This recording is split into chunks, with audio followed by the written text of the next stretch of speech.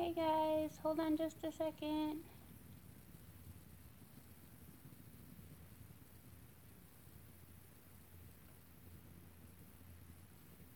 Oops.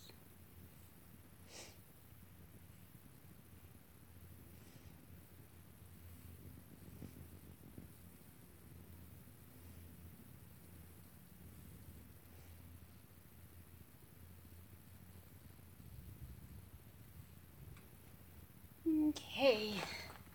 Oops, sorry.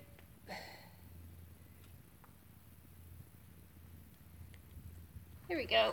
Hi guys.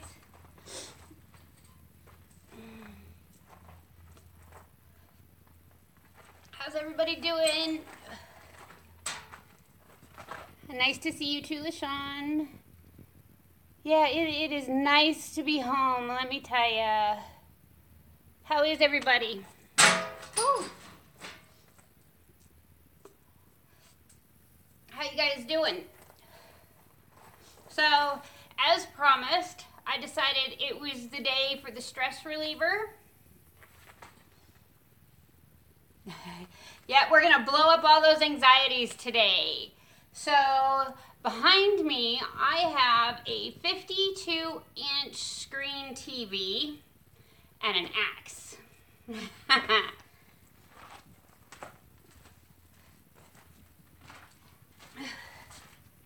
So, we're gonna have some fun. So I definitely need a stress reliever today. I was in the hospital twice again. Went back to the hospital, found out that they didn't send my urine for culture, so they have no idea what the hell was going on and why I ended up getting so sick, which is beyond me. They kicked me out of there and tried to charge me $2.50 for a bottle of water, and I was furious. Well, it didn't help. Then I went to the pharmacy afterwards. Hey, sweetie. I went to the pharmacy afterwards, and the pharmacist said he was going to charge my insurance for 60 pills when I only received 12. And I'm like, no, because that goes on my record. And it does. So I want all of you guys to be aware that this does happen. If you go into your pharmacist and they tell you they're going to charge you more than what they're supposed to, so let's say you're going to get 12 pills like I did, and you're supposed to get 60. When you walk out of there, tell them, I want this in writing, that I only picked up 12 of them, and that the other 48 are still here and I didn't touch them. So you are going to have to make sure that, we have to keep everybody honest, evidently, because what ends up happening is these pharmacists bill the insurance for these 60 tablets. Now these 60 tablets are outside, or these 48 tablets are out of their inventory. It now belongs to whoever takes them. Please understand that. So the pharmacist can pocket those pills if he wants to. It can go anywhere from there. So I want you guys to know that this does happen. This goes on. You need to keep your pharmacists at check. Make them accountable. Make them put it in writing. They do by law have to do that. And they do by law have to show you a receipt, no matter who paid, your insurance or you. So make sure that you get those before you walk out of the pharmacist. Because if you don't, it's your word against theirs.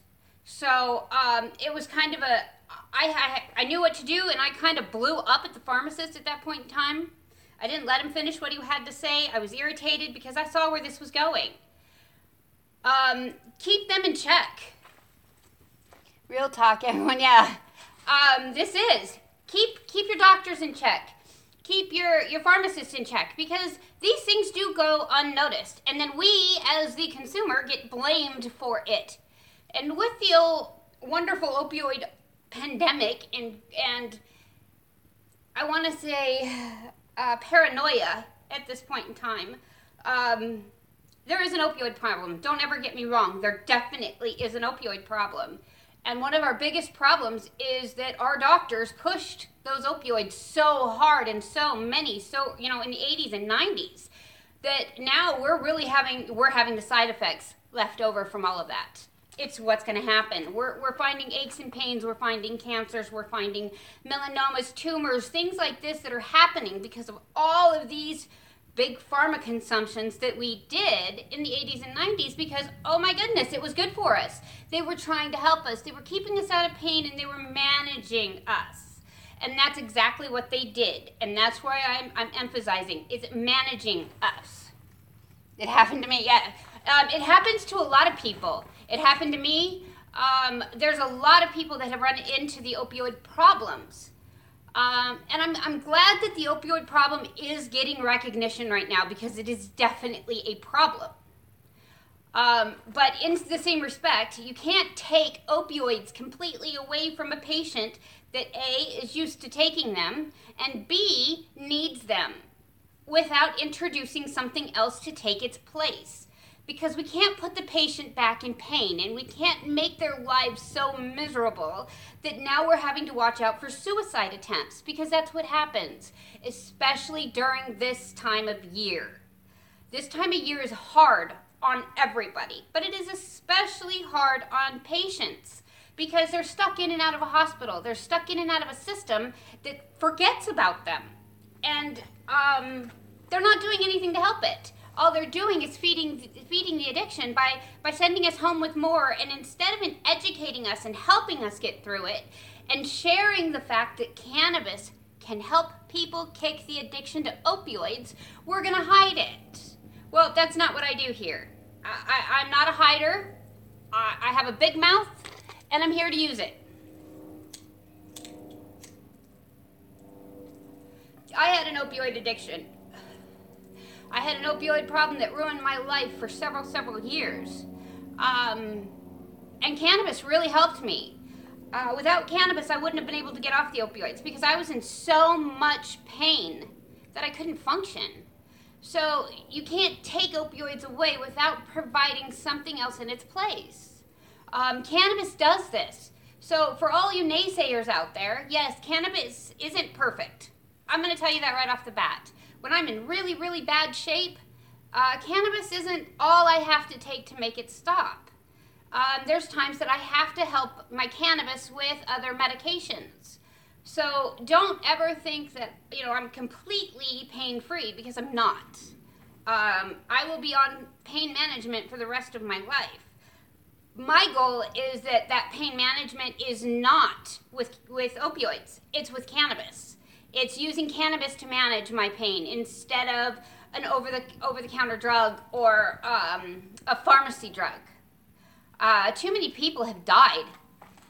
Yeah. Too many people have died because of these addictions.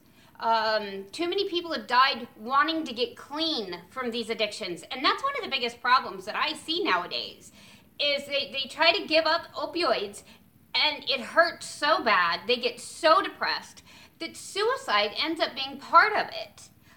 Then you go to your doctor and you say, hey, I'm having these suicidal thoughts and I'm depressed and da-da-da-da-da. Then they're going to shove some more big pharma crap down your throat.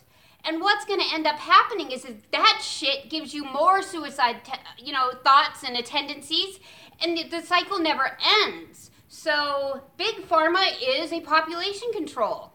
Cancer is a population control. If you have enough money to get out of the system, you're safe. If you don't, well, then you're kind of stuck with the rest of the 90% of the population, with me, that are stuck in your zip code, that's stuck in your disease, that's stuck in your cancer, because, they're not here to treat us. They're here to addict us.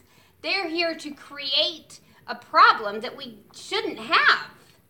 So I get irritated, I get pissed off, because friends like Gary Godfrey can't get a medical transplant or gets thrown off, has to fight for his life.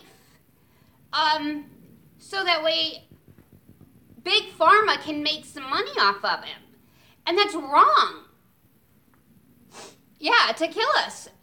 That's what I find odd. Is how is it acceptable for Big Pharma to have this many casualties? This many. I mean, Big Pharma has taken more lives And, oh yeah, it's on accident, it's on this, it's on that. Well, honey, let me tell you something. Let me tell you right now. It's not on accident. Chemo is a poison. It is made a poison. When you go to the doctor is going to tell you he's giving you poison. So, no, it is not on cures. Not all the time. They're feeding us poison. When there's something like cannabis that can do it, come on. Where are we going to go with this? What's going to happen? So, let's take a couple drags off of this sucker, and let's kill a TV.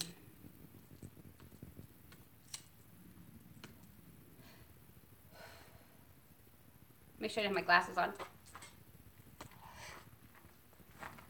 Oh, why kill the TV?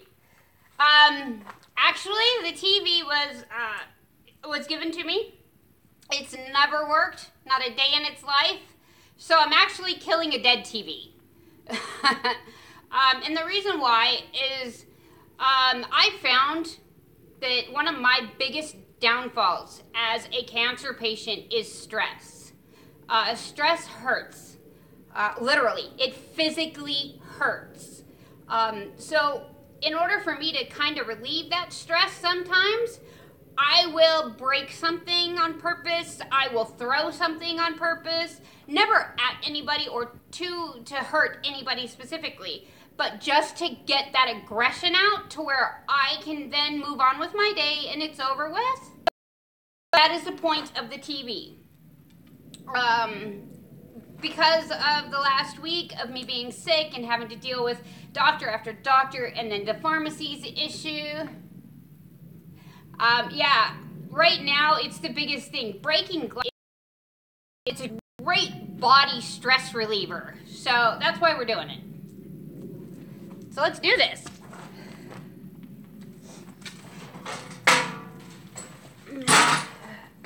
So just so you guys can see, I do literally have an axe.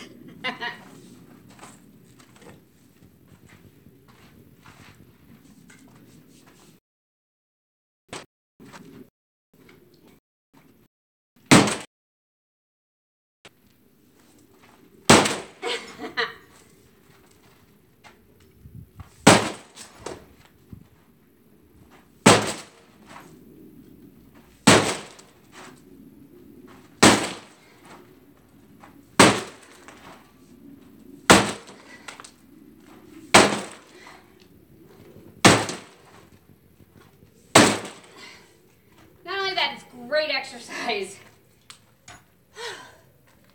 Now I need water.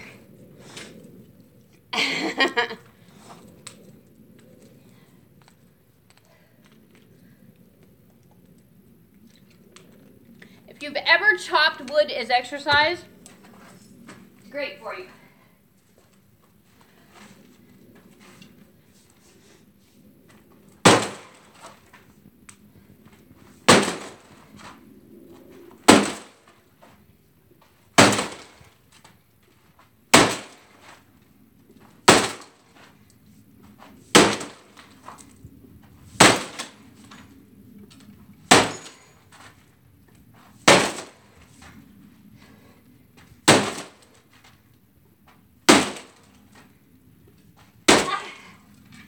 Okay.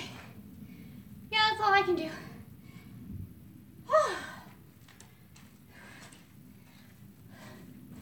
It is definitely a workout. So that is a wonderful way to relieve stress.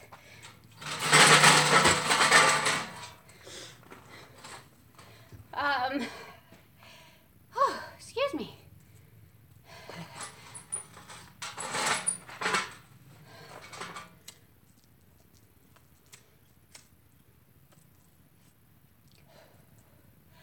So, yeah, kill some of that stress. Yeah, stress is a killer, guys. You gotta be able to relieve it, and sometimes just beating the shit out of something helps. Hey, my son has epilepsy, and Justin and Ashley witnessed his seizures. He was Embarrassed and wants weed capsules. Yeah, weed capsules will definitely help him. You can always have Ashley, or Ashley has my number. You can call me. Sorry. Yeah, this is what happens. You get very. That's about the extent of my physical activity. You get very weak. You get very, very tired. Let's see here. Hi, John Doe. So, it is a major cancer issue, especially while you're going through treatments. I've been out of treatments now for quite some time, but I still have a really hard time building up strength and keeping it. So, yeah. Later on tonight, I'll be coming to you guys in front of the campfire. We're going to talk a little bit more about the opioid pandemic and some of the statistics I just found out, and different ways that you can help your loved ones with an opioid addiction, and how to get them turned over to something easier for them, whether it be cannabis or something else. Cannabis is a great thing to use for this. So I'll be back later tonight in front of the campfire. We'll talk a little bit about it. So until later, bye guys!